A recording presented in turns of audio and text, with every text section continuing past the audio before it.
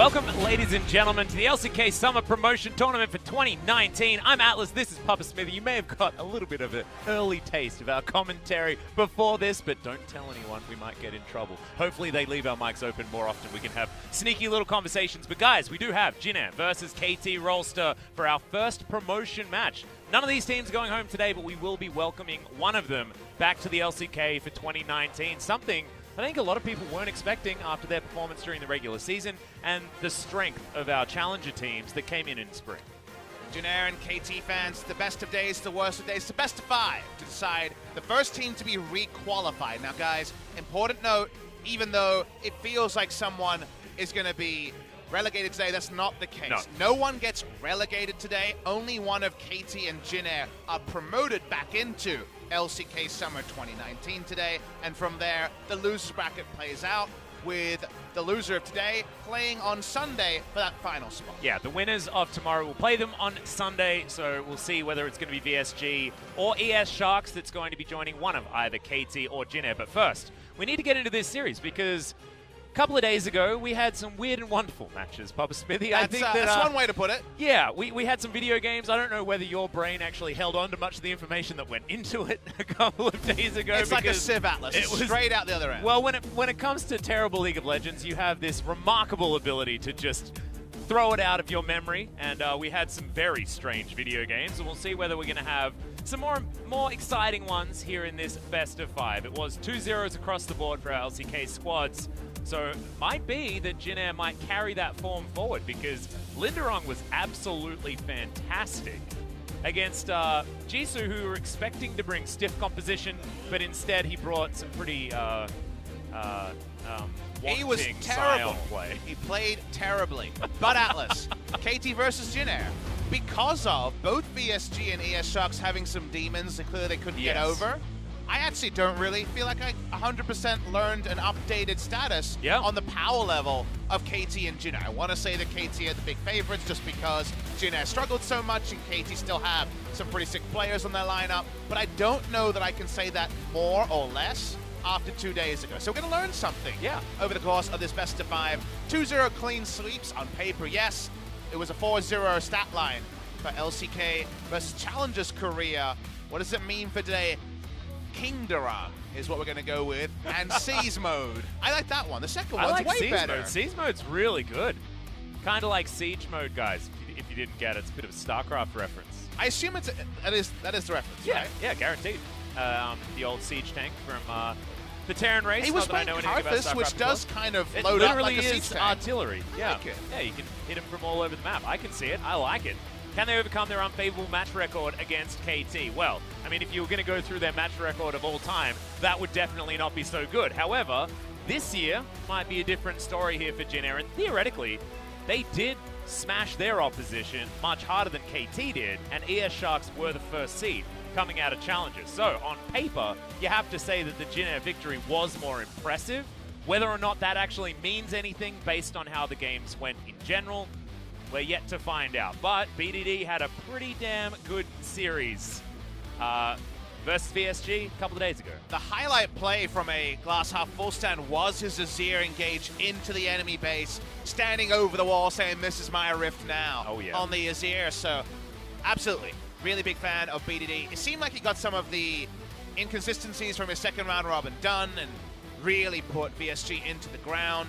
Then we go over the side of Jin Air. You already shouted out our man Lindarang. Sees his Karthus, specifically just how active he was. 83.3% kill participation. And that wasn't just they waited for each ult and then made plays around the ult. That was just Kindred-style pathing from Karthus. I want to see it again. Let's see if we actually see a contested Karthus pick, because we're actually going to have a bit of a surprise selection on the KT side. Yeah, exactly. I mean, I felt like KT had solidified their roster relatively with what we saw a couple of days ago. Zenit and SnowFlower looking a little bit better than what I saw out of Gango and SnowFlower in their more recent matches in the LCK. But here we go. KT will be starting on the blue side against the Jin Air Greenwings. We'll see who's going to be able to find that promotion. You can see in that second position, it's not Score. Umti is going to be making his way back to go up against his former teammates. Jin Air having to go through Kuzan first, and now, if they want to re-promote here today, they have to get through Umti. Very fun storylines here, with all of the Jin Air players really spreading their wings. It is a best of 5, so there is more chances if Game 1 selection proves to be the wrong one, but for the confidence to bring back Umti, will have plenty of information about his former coaching staff. Obviously, player-wise, been a lot of change. Yeah. Nova sticks around, but so much has changed on the Jin Air side. Still, again, this is the winner's bracket final in this double elimination. One team promoted today. One team still has a second chance, a second dip into this Challengers promotion. Jin Air not going to make any changes from the team that convincingly beat ES Sharks in a surprise stat line, especially 2 days ago. Yeah, Lindarang really having a standout performance, but there were performances across the board. Grace in game number 1 on his LeBlanc looked absolutely fantastic. First time he's played it so far this year, if you include the LCK matches as well. So showing that there is an extra string to his bow, and then bringing out the Zed. Now we've got Grace versus BDD. BDD, he's got a pretty good Zed in that back pocket, but we haven't seen it. We've wanted it for so damn long. Very excited to see whether KT do bring it out, whether these compositions are going to be quite as experimental as we saw a couple of days ago. Seeming like not a sellout here for KT versus Jin Air, but of course it is early on a Thursday evening, and we usually fill up as the night goes on. We might have some special guests here from rumors I've heard, but until we see them on camera, we just assume that they're rumors, kind of like BDD playing the Zed. So fun picks today would be a delight.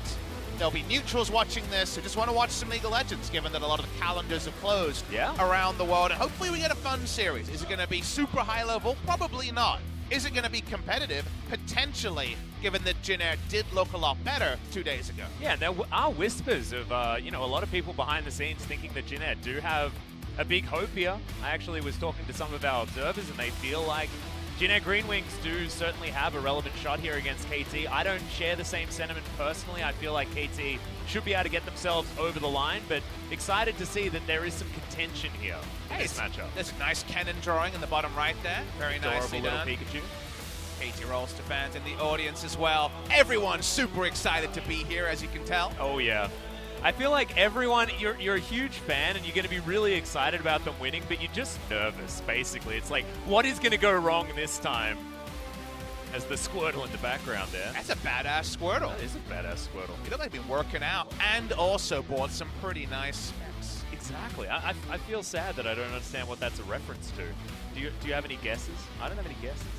Cool Squirtle. Yeah, cool Squirtle. Apparently. Let's just go with that one. Okay. I've seen Squirtle wearing sunglasses before.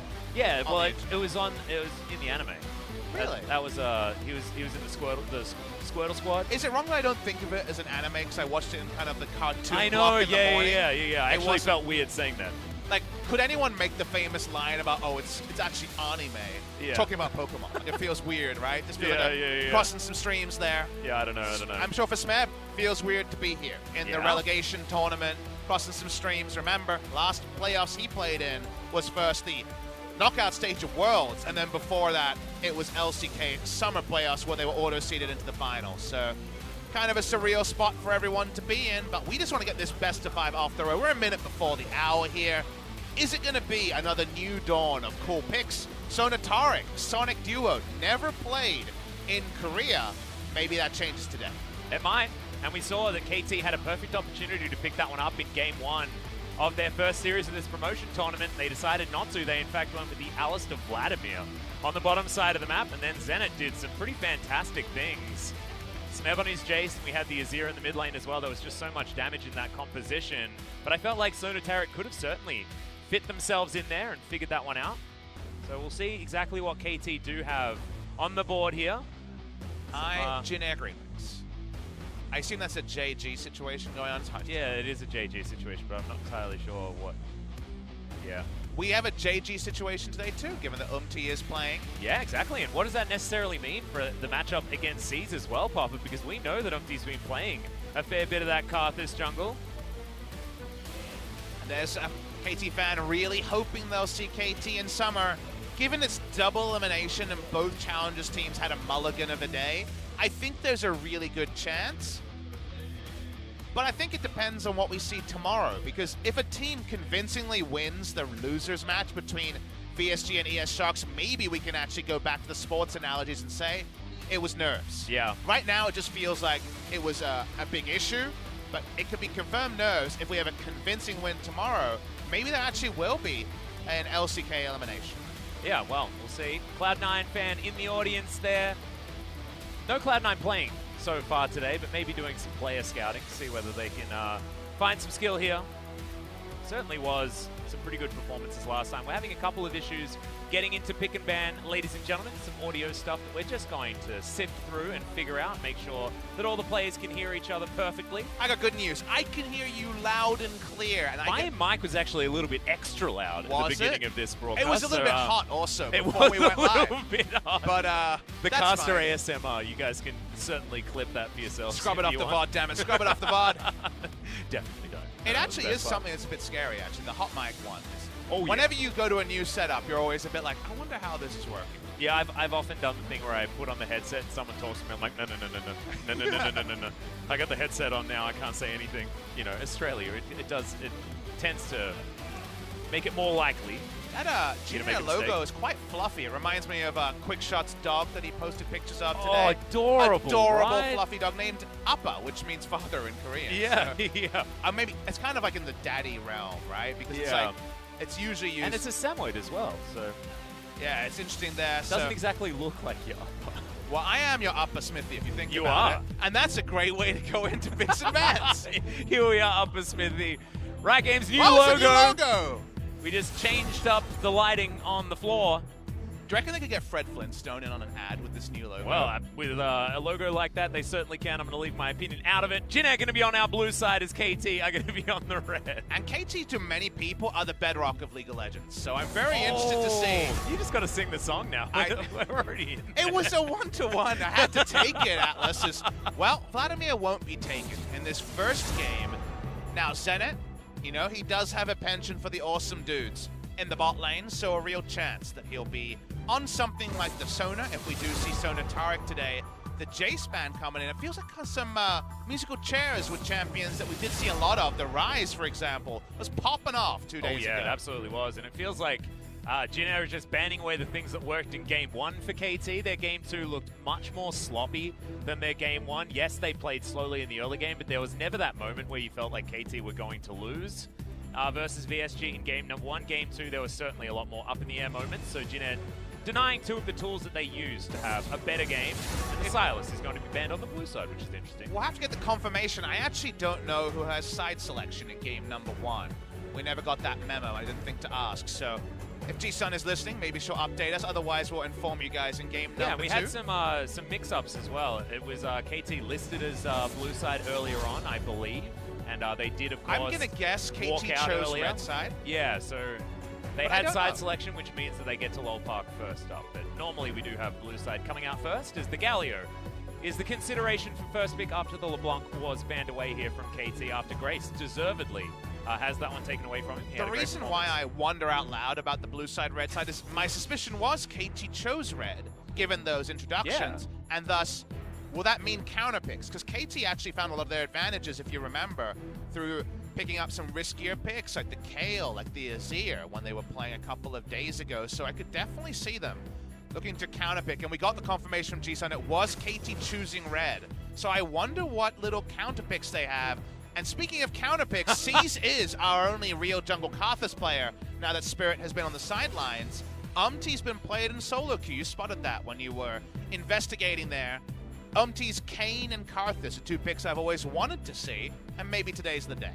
Might be our opportunity. Morgana locked in is an interesting one. Could, of course, be going in multiple different places. We may even have the SnowFlower Pike coming out. I just want a Poppy so badly. Yeah, I know. It's about damn time. I don't think we're going to see it. I know. And but I'd love to. Caesar's been hovering Poppy so many times as well. As that's going to be Root locking away the Kai'Sa. No surprises there. He does really like this champion. We'll see whether we do round out that bottom lane or whether we've already had it rounded out, given the fact that the Galio has already been picked up. Now, the standard is reigning true on Jin Air, but remember that Morgana could be a bot lane carry and Akali's a flex pick. So we're not sure yet if KT Rolster are opting into standard meta. Been watching a lot of other regions, and especially in, say, for example, the EU Masters, there's a lot of Sonatarek and craziness going on. There's a lot of this man popping up around the world as well. Nautilus power level amped up on 9.7, 9.8, still good on 9.6. As a mid laner, FLICKR had been practicing it before the LCK Spring Final. In a top lane sense, we've seen it. So a lot of Nautilus around the world. Was played 2 days ago, you'll remember. Yeah. Wasn't a victory, but was plugged and played as like a Scion replacement by Soar. So Nautilus meta, guaranteed we'll see a lot of it at MSI. For today, it's a possibility. Yeah, I've been playing so much Nautilus. He's free low at the moment, just ridiculously powerful. What are you building? You just building tank? I'm just building tank top lane. Yeah, I can't be bothered doing the damage. I'm in low elo, pop smithy, you play tank, you win the games. And KT can't be bothered dealing with Cannon. They want counter picks, like we said. On the red side, they've got the flexible Akali laning phase. The Morgana's firming as a bot lane, but we don't know for sure. Could actually have the sisters be picked up here by KT if the Kale is going to be last picked. I think Jin Air would consider banning Kale. The Kale did pretty well against Cannon. It did, and which I find that, surprised. yeah, it's curious that the Cannon was banned in that instance, as Fiora is going to be the first one. Feels like Jin Air is believing in Smeb going down the Smeb rabbit hole of, screw it, Fiora into most matchups. He definitely is our most Fiora player, which is surprising when we have Han Labong, or mostly well known as Khan, who's our other big Fiora player. Exactly. Well, last ban here for KT will be the Nocturne. Taking that one away from C's means that Umti might actually just lock in Karthus. I mean, he could after this. It feels like at this point, it'd be a surprise if we didn't see a Karthus somewhere. Yeah. A Karthus you look is at that, open. You're getting rid of the spell shield. They already have the black shield available on their side. Aurelia going to the ban once again, most likely focused at Smeb, given BDD's performance on the Akali certainly eclipsed what Smeb was capable of earlier in the season. So Jin Air were actually thinking that Umti might be going for a last pick jungle, because they're actually banning away flex champions or strong laners that can block a lot of champions. Otherwise, I think the Aurelia ban is kind of conspicuous at that spot. KT to say, whatever, we'll take another flex pick, most likely the jungle for Umti, but the chance that it's going to be laned. Yeah. In the top lane, Smeb is probably our most well-known top lane Jarvan player. Brought it back at Rift Rivals last year and had a really big performance against Rumble over in China. Not necessarily Bwipo levels of wanting to jump on the J4. No summoner area on that. No, not so much.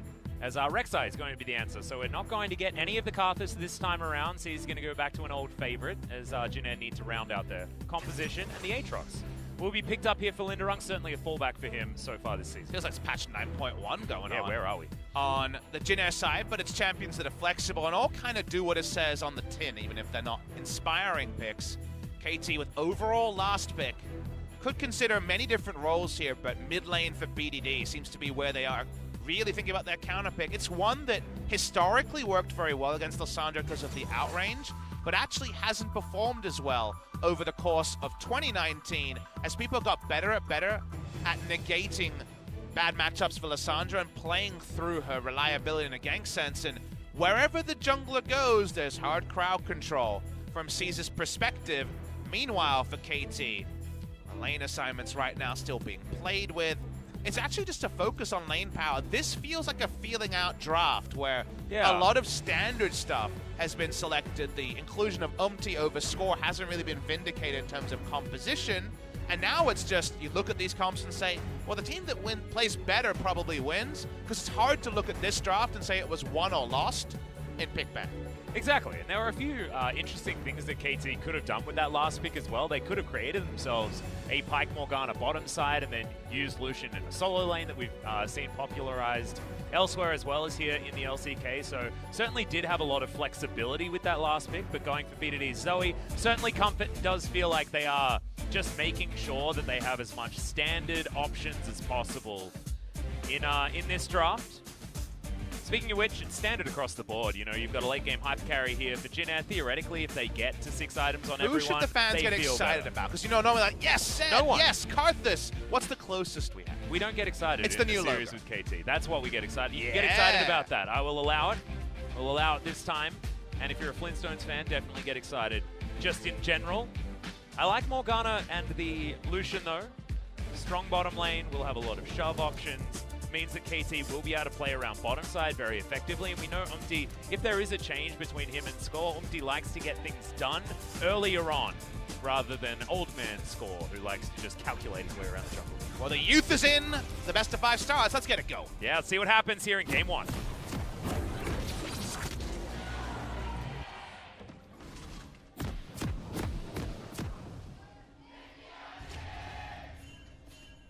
Both our Wargs getting some pretty big cheers here for game number 1. Wanting to get off on the right foot as BDD puts down his Ghost Poro on the bottom side of the map. Very interested to see if Root and Nova try to get to the brush very early and look for either brush cheese or a fast push. You get a lot of information putting on a Ghost Poro there. Remember, we've had Worlds metas where both teams would run as fast as possible to the bot lane as 5 just to make sure no one got the advanced brush advantage. KT get it for free, so we'll see if that has any ramifications on the level 1. Get a bit of a moment looking around. It is about 75% full here in Lowell Park, and we actually got an update from G-Sun to actually confirm the side selection. Yeah, the side selection was in fact Jin Air winning the coin toss, which was how it was decided, and deciding to go onto the blue side. So a little bit of confusion there, guys.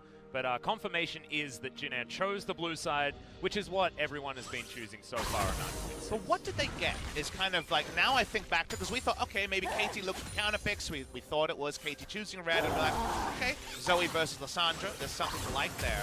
A bit surprising, because it feels like Jin Air just went ultra standard. If you feel like you can beat the enemy team straight up, then I don't mind the drop. His bot lane. Binding was beautiful. Heal already out from the Jin Air bottom lane. SnowFlower dodging the winds of war as Zenit's just shooting minions. SnowFlower happy to do battle with the Galio. Really good lane positioning here from KT early on. They had that Ghost Poro, so they saw 2 members. The binding rings true. Nice little trade up in terms of damage. And you talk about Umti getting it done early. Get your eyes off the KDAs and watch Umti, because he's thinking about an EQ flash. Yep, we'll see whether he can get in there. The flash from SnowFlower misses the binding as the knockups there. Max range from Umti. Root will be going down, but now Nova's in trouble. Has to flash to get out of the way, and KT getting things done real early in this match. Love it when a plan comes together. They get the kills. Conqueror from Umti as well. That was shown on that overlay. The prop comes in late, maybe a little more useful in a team fight, but getting Root's double summoners, Nova's flash, and Zenit keeping everything. The lane control that was suggested by the Ghost Poro is now doubled down on. This is big for KT. Yep, and BDD is going to hit the trouble bubble here as well. Paddlestar is going to come out, finds Grace there as well, down to about 200 health as he's chugging through all of his corrupting potion charges. Is a way that you play this lane as the Lissandra, but already BDD having a good performance despite having a terrible record so far this season. You have to look back to 2018 to understand how incredibly good BDD is at this champion. He had an incredible win rate on Kingzone Dragon X on the Zoe. I think of, if someone, you know, if I'm in an interview and someone says name a notable Zoe performance, it would be BDD versus SKT in that final match where Pyrion went reverse legendary. People focus on that part, but BDD was unbelievable. He was. In the, I believe, Orianna matchup on the day. So it hasn't been his pick this season, but what has been for KT, right? Let's see if we actually get glass half full BDD. 2018 BDD, because he's a player where if he went into challengers, you'd wonder where the world was at, because he still is a fantastic mid laner, just hasn't been able to show it in 2019. Yeah, and actually so far in the promotion tournament, the Akali performance fantastic, the Azir extraordinary, and now does have an opportunity to once again do it on the Zoe. Smeb with a cute little shuriken backflip there. He's going to get pulled into the Infernal Chain, so loses out on that trade just a little bit. Has there ever been a pick in 2019 where you've had to think about what patch it is more than Aatrox? As the discussion is there again about Aatrox returning to having 2 charges and how his ultimate works might only be getting the Blood Well, being able to be regenerated if they get a takedown. That's not there at the moment. We're 9.6, so and Aatrox got like a small buff after he went to 1 charge, but a lot of Aatrox mains aren't happy with his power level. He's still really good at turret diving reliably. They have Rek'Sai who has a targeted knockup. You pick Aatrox because you don't want to be counterpicked super hard in lane. Fiora was banned, remember, which explains the Fiora ban, and that's the strongest laning matchup into the Aatrox, and because you want to play topside. So waiting to see if C's can post Lindarang's level 6, get some ganks going topside. Yep, we'll see whether Smeb's going to be able to play out this matchup effectively or not. Root and Nova just standing away from this minion wave. I mean, they got no summoners, so their life sucks. Yeah. Missing out on a couple of minions there as well. You can see 38-23. Zenit is having about the best time he can possibly have, as BDD is doing exactly the same thing. Grace down to 100 health in the mid lane. He only has himself his Dark Seal. Couldn't actually grab too much on his first back. Not exactly ideal back timing there. And this is not the Grace that we saw a couple of days ago. This is the Grace that I felt like we were seeing throughout most of the regular season. It's the KT we thought we might see in the regular season that we never did, because they were always going to have problems bot side. They couldn't get the lineup they wanted. They had to go with pretty late inclusion of 280 carries who competed with each other. There's no shame in KT's duo not being Deft and Mada. They couldn't get a Deft and Mada for bot lane. But what if you could play around bot side, get that going in good matchups, and then have BDD solo win lanes? That was what KT fans were hoping for, but it's what we saw so rarely, but it's what we have seen in game number 1 of this series. Yeah, and it was even more than that as well, because you thought that SnowFlower would also add a lot, but we're going to see the gank. BDD's going to pick himself up a flash and get out of there pretty comfortably. Uses his own, has to use the cleanse. It's a successful gank here from C's, but no joy on the kill. He was able to apply so much lane pressure, and yes, has to get away now, but importantly doesn't die. Has been able to generate a CS lead, as I believe BD's been poking turrets rather than trying to freeze onto the Lissandra. But no counter kill there means that this bot lane problem is still the biggest talking point of the first 6 minutes. Absolutely, first plate does go down. Binding goes just short of Nova there. Very close to getting at max range, but Jin Air still having an absolutely terrible time. 39-55, 16 CS in the lead at 7 minutes into the game, and a cull was picked up. Win more choice coming through from Zenit. No Gango in this tournament so far. Top lane. Smeb close to getting solo killed here, as Lindarang does have the flash available, but chose not to use it. Final Q got Smeb into burst range, but all the spells were on cooldown, so no further damage. To pick up a solo kill there. That was a back timing also for Smeb. Noticed that. His teleport is available, so nice little play there as bot lane. Yep, Taunt comes down towards the bottom side. Zenit trying to turn it around. Justice Punch gets him out of the way as C's had moved in, but decided to give up pretty early. C's was level 6, so he's looking for an ideal connection. Didn't get it. Just backed away there. Probably a Black Shield cooldown thing they were investigating. It gets Root a bit of breathing room. I mean, you look at the numbers, and it's not happy reading for the Jin Air bot lane, but anything to keep this lane farm for farm is kind of the most you can hope for after the early trade went support. Yep. Smeb's able to backflip around here on the top side of the map. Bilgewater Cutlass now in hand for item number 1, heading towards that Gunblade as you'd expect. But being able to get some lifesteal here in the build does mean that Smeb's going to be pretty comfortable on top of that fleet footwork as well. So the Akali feeling better and better as this matchup goes on. My suspicion is, when in doubt as a color caster, let's say if there's any amateur color casters listening, just say that Akali starts winning post Gunblade, because pretty much true in most matchups, right? Yep. This is one where, if it was the old Aatrox with 2 charges of the E and the ability to reposition your attacks with Q more reliably, Akali's squishiness might actually pose some problems, but I think it might actually be felt, the fact that you can't reposition as easily in this matchup as it goes on. So the old analysis probably holds true. Yeah. I mean, you'd think that, you know, Shroud's not going to be as important against an Aatrox just because he doesn't have any targeted abilities, but I do entirely see your point. Very slippery is the old Akali. The more slippery you are, the less Aatrox is going to be able to get max damage out. It's kind of the thought process there. SnowFlower is transferring his lead. It's not the Thresh or Rakan that he's most known for, but he's got a paddock to roam in, and this boy's going to roam. Yep. There's been about 5 separate things in the last minute that Grace has not been hit by KT Rolster, so certainly good news for him on the Lissandra here in the mid lane, who's only behind UCS and will be able to actually even things up pretty nicely. Only a couple is the difference between himself and BDD, and almost has teleport back up again for a better back. Extra rush from Lindarang. This isn't it's actually a significant cost for Aatrox, especially before any PBE changes come live, because if you think about Aatrox builds, it's how can I build as many Warhammers and CDR as possible. So going Hex Drinker and delaying 30 to 40% CDR actually means he's going to trade down, and all it means is he can't be all-in as easily. But all-in Aatrox is hard. It's bot lane. Speaking of all-in. Yep, ultimate going to be thrown out from SnowFlower very early. Heroic Entrance is going to be cancelled out, and that is a very dead Gargoyle. Root also down to about 400 health, bottom side of the map, and KT. They do it again one more time. And the ult's on cooldown now as well, so while the Flash is held on to. Ignite down, Hero's Entrance down. KT continue their pressure, and Umti being relentless in ensuring this turret plate goes to Zenit. Yep, not going to be able to get it just yet, but it's going to be a while before Galio makes his way back. C's was looking for Umti, but I don't even know whether you want to be making that search when Cinderhulk's completed and there's no warrior yet put together for the Rek'Sai.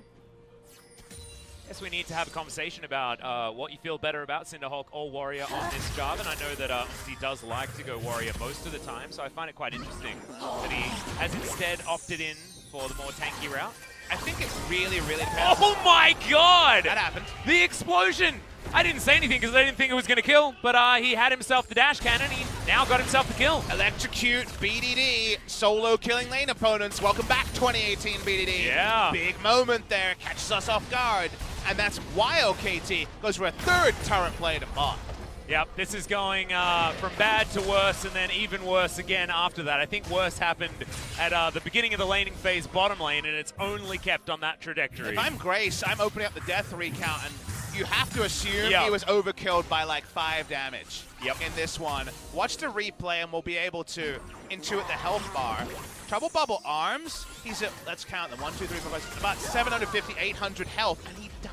Yep, the more Sparkles proc was what killed him. Look who's here, Afro bang. Wow, yeah. Seems like a lot of 100 Thieves and 100 Thieves Academy are here, and they watch on as BDD just effortlessly puts Grace into the death chamber. Yep, that was pretty ridiculous. As, look, I was actually very surprised. We found out that Bang was going to be coming here today, and it's not like a couple of days ago where Teddy was coming to check out his old team, you know, and we saw Clid there in the audience with Teddy as well. But now Bang, now that he's come back home for a bit of a visit of the parents and things like that before heading back to NA. We caught him eventually. It's very hard for Bang to just slip in, right? He's pretty notorious among the Korean fans. He's a double world champion, right? So because of that, he slides in, he finds something to like, because that solo kill was not one we expected. Yeah, certainly a lot of excitement here, and that is going to mean Ocean Drake goes over to Umti there as the solo. He's going to use this opportunity to start off Shelly, and with the push working out for Jin Air on the top side of the map, as Smeb's going to win a trade just a little there. Should mean that the Rek'Sai should be able to grab it. A couple of control wards making sure that Jin Air is safe. KT just have something to like in every lane. Bot lane just dumped down the tower at 12:38. They're already, KT fans are now super anticipating. 40 CS! There's anticipating 14 minutes plus because the turret plating is going to look really nice. Yeah. For the KT side, the CS numbers you mentioned, mid lane got a solo kill, and top lane provoked no CDR in the first back, and that's a win for Akali in any Aatrox matchup. It's a loss for the Aatrox, so big leads everyone. All Jin Air can do is send everyone top and say, maybe top? Same thing is going to happen, though, for KT, as the bottom lane is going to move up. Shelly's not going to be able to get anything other than a few plates that Root was able to pick up by himself. Should help Jin Air get their bottom lane back to some sort of decent position, but it's not enough. Look at this gold difference, almost 2,000. 1,800 is the gold difference between Zenit and Root at 13.5 minutes. Exactly, almost half the gold lead, probably more, is in his pocket, right? That's how strong the Zenit is at the moment. Apologies to BDD after his solo kill. The item timer we talked about, Akali's got to build what she wants, and you see such a different ideology with the 1v1 here. This feels like nameplates on for Lindarang versus nameplates off for Smeb, because we have Hex Drinker safety buy into the CDR stacking from Lindarang, and we have no Seeker's Arm Guard, just straight up rush on the item you want, the Gunblade, from the side of Smeb. So even though it's the smallest win of the 3 lanes, Akali getting to build what she wants, the selfish buy, and Lindarang going respectful is a flow-on effect from the other 2 winning lanes for KT. Yep, and now Smeb's going to transition towards the bottom side of the map. See SnowFlower and Zenit up top side. Not going to be able to get too much work done here on this turret, especially without knowledge of where C's is. He's going to go back home. The KT do not know that. Umti standing on a ward, and Jin Air once again just playing so defensively with this Galio Kai'Sa. Grace having to explore very defensively as well, as Smeb could be in trouble. That Gunblade is going to help him with some of the healing as the Qs are going to land. Good backflip comes through and Lindarang can't chase. I must admit, I was looking at the cooldown time and being like, what if you had some more CDR there? Yeah. But does mean that Smeb doesn't even have to use the perfect execution to escape. Gets away just walking away, which is probably more than he should have in the lane. Lindarang continues to sweep the ground. I still think that Groundskeeper Aatrox would be a hilarious skin.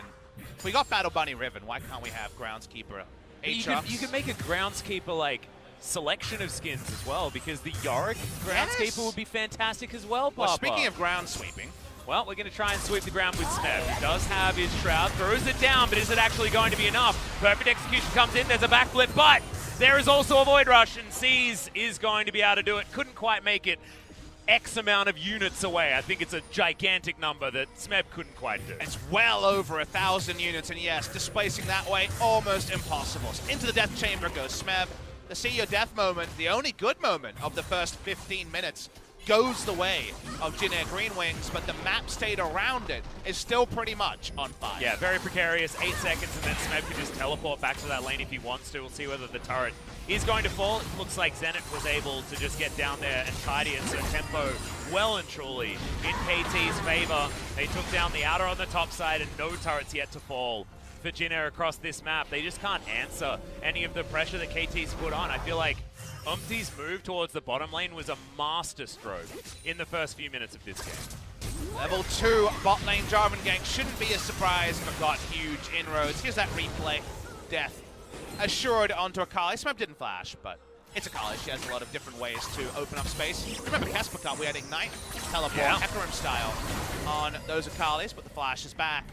KT want to make a 4-1 comp. They want to siege with Zoe. Here's that Zoe siege. Best of luck with it, Jin Air. Yep, and Jin Air are going to say, I know how to counter this. We let them kill all of our stuff. Now, the way you counter it, of course, is 1-3-1. But 1-3-1 when your mid lane got solo killed, when setting it up with your side lanes being behind, is a lot more reactionary, much harder to be proactive around that lane as time. It's still something that Zoe doesn't like side lanes, and Lissandra likes side lanes, and the fact that Akali with the Hex Drinker shouldn't be solo killing Aatrox just yet. So there is still the potential for 1-3-1 to get going, but 1-3-1, 5,000 gold down, much more difficult. You kind of need summoner advantages to make it happen. Right now, it doesn't feel like Jin Air can actually force KT to do anything. So the danger is that BDD starts sieging, some more of those trouble bubbles hit, and no 1-3-1 ever start. And also when a game has started like this as well, I mean, I could see Lucian in a side lane actually having a decent time against a couple of the solo laners from Jin Air. So with the fact that this game is so warped, yes, compositionally, it looks like Jin Air should have been able to work out some sort of 1-3-1, but as it stands, I just don't feel like it's a possibility. I'll have to figure out a different way to get this one sorted. At the moment, with the man advantage top side of the map, Smeb and SnowFlower have to look on as this tower falls down, so the first one does fall for Jin Air Green. And I love the fact that Jin Air shot calling, even after horror of the first 15 minutes, is still solid. All right. Well, in many different ways, like, oh, we're boned if we do that, oh, we can't do that, and oh, that guy has a lot of items. So the question should always be, as a player, what can we do?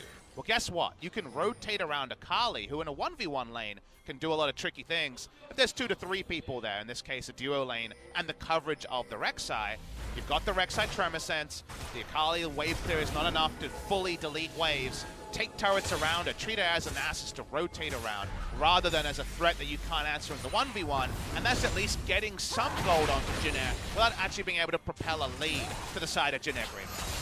I just want to talk about items just for a little bit. Zenit has gone for the Blade of the Ruin King into Infinity Edge. I hate this build personally. It really frustrates me because you just don't get as much value out of your Infinity Edge first buy. I like the way that Def does it a little bit more with the Essence Reaver, then into Zeal Infinity Edge for that big 3-item spike. It's one of those weird scenarios, though, as the Trouble Bubble go wide this time. We're going to give more lip service to BDD after the solo kill, where I'm sort of with you. Like, it's not a troll buy anymore because you do get crit from the IE, as everyone knows. Yeah. As Nova might be caught in transition. Yep, he's going to get cold, and he's just dead. Almost transitioned into a kill onto Seas there as well, but the trajectory of the culling not quite there. For Zenit, that is another kill, 2-0 on 1. I guess maybe this is just the best possible build. It gives you the most different things without having the obvious 50% crit spike that you're talking about. And it's just interesting to ruminate on because he dominated lanes. So he didn't buy Bilgewater because he was losing. He bought Bilgewater because he had a back timing where he got the most power with it. So I think given how the lane went, you might have assumed you would go S2 because you were under no threat. You didn't even need the lifesteal to win. But I think it was more of a gold timing thing where you wanted to get the most of the time. Yeah. Having a look at that replay, it was actually really cute what Zenit did to block the Justice punch, standing in front of him with the culling running with a black shield on so that he doesn't get interrupted and avoids having the gargoyle move out of the way. There's actually another level to it. Now, you could have just blocked it and then gone for it, but that would have got Aftershock onto Nova. Yeah. Because the Black Shield is used, no Aftershock proc, and that's why the culling damage killed, rather than just allowed a defensive flash. Yeah, really fantastic play from the bottom lane of KT. So what we wanted to see, there were some brilliant moments from Zenit, especially early on in the season. His Sivir, his spell shields, the way that he played out team fights, in a lot of instances was very impressive, but he just hasn't had very much consistency here for KT. I feel like so far in this tournament, he has been more impressive. One thing I have been impressed by, it's more of a general game mechanic than just this series, is SnowFlower. Still pretty squishy, so doesn't want to take any damage from C's. It's just, we've had Aftershock be a busted rune for the whole year, right? It's just been really strong. We had Lissandra Urgot meta, we want to forget that. We still see plenty of Lissandra. Teams have got way better at playing around Aftershock in skirmishes. Well, in this fight, has to use his flash. Hero's entrance actually coming down as well as BDD gets back to his portal. Things are absolutely fine. the best players in 2v2s and 3v3s are finding ways to not allow Galio Lissandra to proc the Aftershock and killing those people when they don't have the amplified resistances. So fans should really look for that. If you see a skirmish where you're surprised the tank dies, it might be an outplay on denying an Aftershock proc more than something else. Yeah, well, we'll see whether KT are going to continue to play around it effectively, or whether there are going to be opportunities here for Jin Air to utilize it, because I think that they're going to have to find some sort of phenomenal fight to get themselves back into this series. 6,000 gold. There's nothing to scoff at 22 minutes into the game as Inner Turret is going to go down. Feels like there's nothing that Jin Air can do. They just have to watch it fall and look at all of the vision control that they have. It's so deep. You know what else is deep? The amount of damage just the Trouble Bubble was doing. His health bar exploded to a Trouble Bubble. And that's why it feels a little bit bad to have just a Warrior Enchant worth of damage. Mid difference is about 1,400 gold, so that is coupled his large rods into a death cap. Big damage.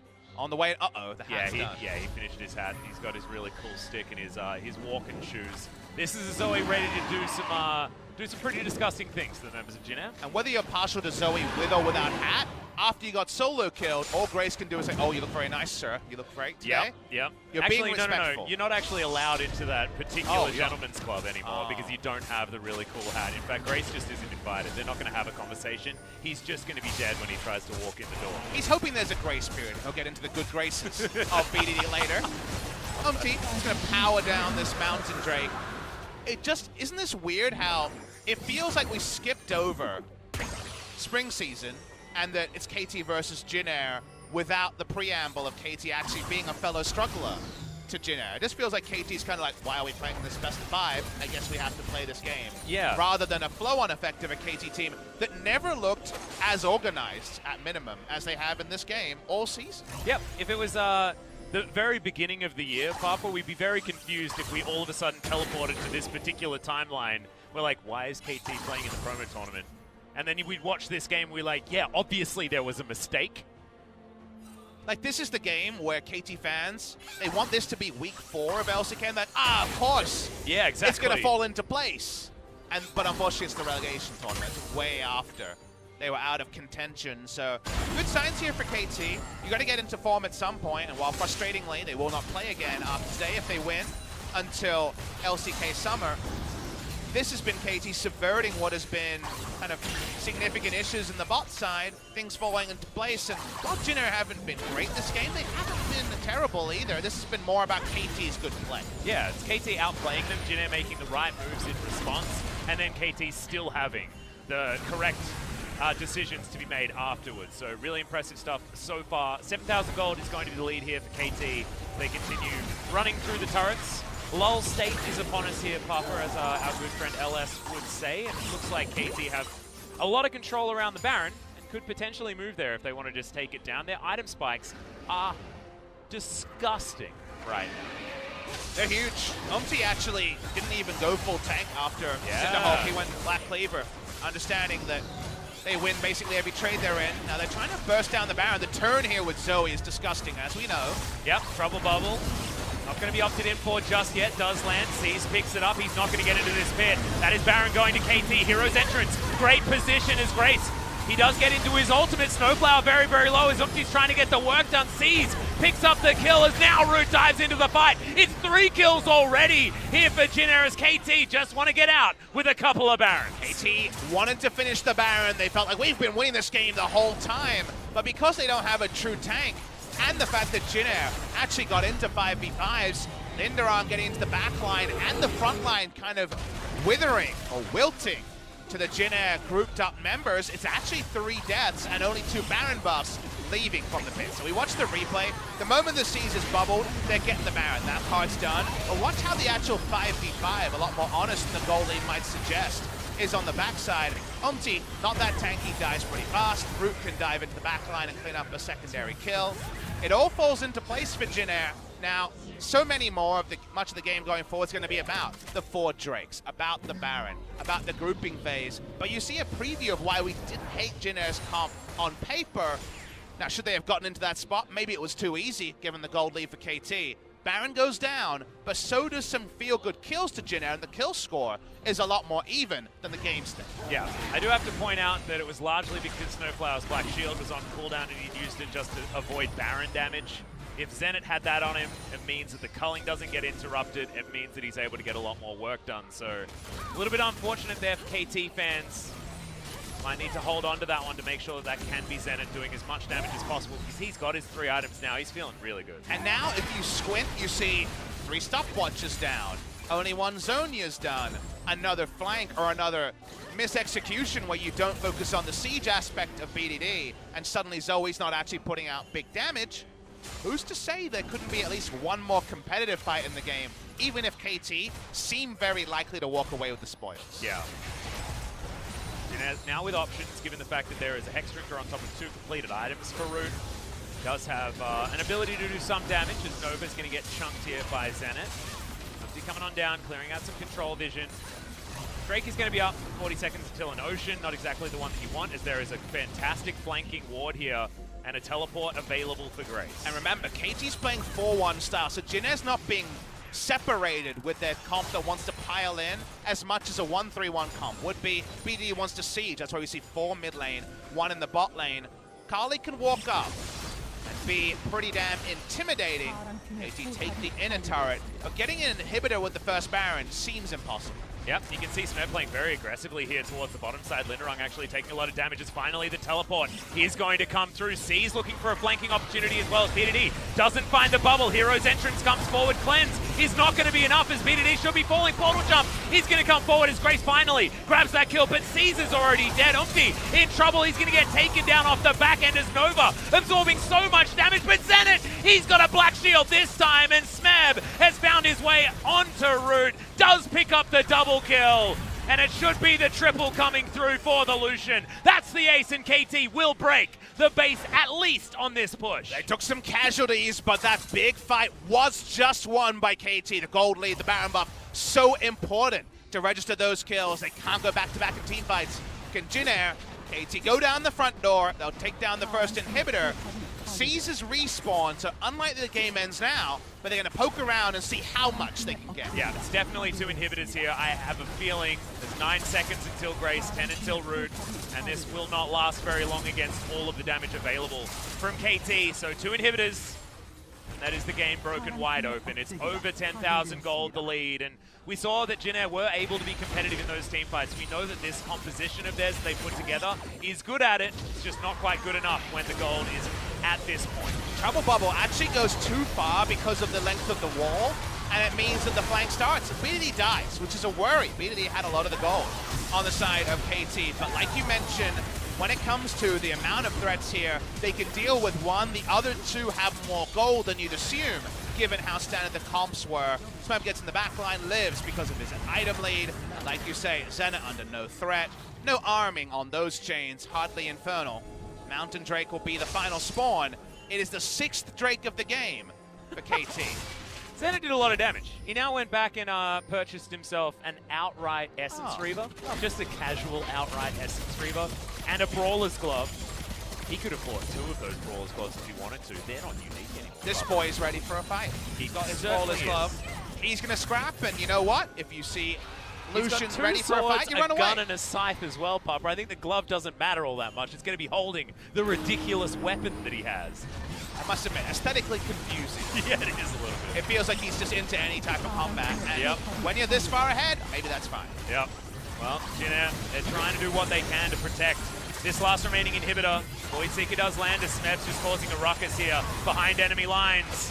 He's going to distract them as in goes Grace, but I think he might get punished here. Ultimate does get used in time to keep him alive, but does he have it? Zenit able to dash himself around Root, trying to finish him off, and it's Seas that gets the fight done. SnowFlower goes down, no bottom lane now available, but Smeb has a lot of damage. It's a double kill so far as he's trying to do the work. Umti moves himself out of the way and isn't going to fall. Smeb gets a triple. Could it be the penta for the top laner of KT Rolster? The answer is no, but it will be the game. And KT play out of their minds around any of their carries. The power of the early game just about gets them over the line, Atlas, but it was close. Those last couple of fights, I saw another Root quadra kill, potentially for a turnaround. Lindarang sweeps the floor. It will be KT in game number 1. Yep, unofficial quadra kill there for Smeb at the end as the Nexus falls down. Game number 1 goes to KT, and that looked way cleaner than what we saw game 2 a couple of days ago. True point there, Atlas, but honestly, my read on the end was that KT tried to just skip a couple of steps, get it over with, and Jin Air actually made them bleed more than you would have expected, given the early game, given the fact that Jin Air were fighting back from a comp that potentially should have just been staring down a Game 2 champion select. So I choose to take away that Jin Air didn't go out with a whimper, so because it's a best of 5, that means we might get some competitive games going forward. Yeah, I did like how KT played just because they have so many threats and not a lot of tanks, right? So they play around that and they allow either BDD, Smeb, or Zenit to carry the team fights in each instance. One of them gets focused, the other one's able to pick up the slack and take down. So I thought it was great in that sense. However, you're right, it was certainly scrappy and it felt a little bit rushed just mowing down the base. And it's one of those things where you could admire the aggression that hasn't always been there from KT, who have been in losing scenarios and then gone out without a fight. Now they get a big lead, and that was really well played. The first 10 minutes by KT were awesome, and then they're like, oh, let's just get this done with, and it's a little bit unclean, and BDD doesn't really do damage. 2 fights in a row, even though he's huge on Zoe. I'm thinking let's close it out with standard play. It takes longer, but get the most out of the siege from the Zoe, and it probably takes another 5-6 minutes. Maybe an Elder, maybe a Baron. KT get over the line and kind of whack him in the head with their lead enough times to get through, but they're bleeding a bit. There's at least a nosebleed there, and it's the sort of thing where Jin Air can say, if we didn't play that way in the early game and we got to those fights 5,000 gold closer, maybe we win them, and maybe we win this game. So there's things to like and things to ask about, and that's a great best of 5, where we don't know the whole narrative of the 5 games after game 1. Sometimes you do. Felt like SKT versus Griffin went that way, especially after the game 2 level 1.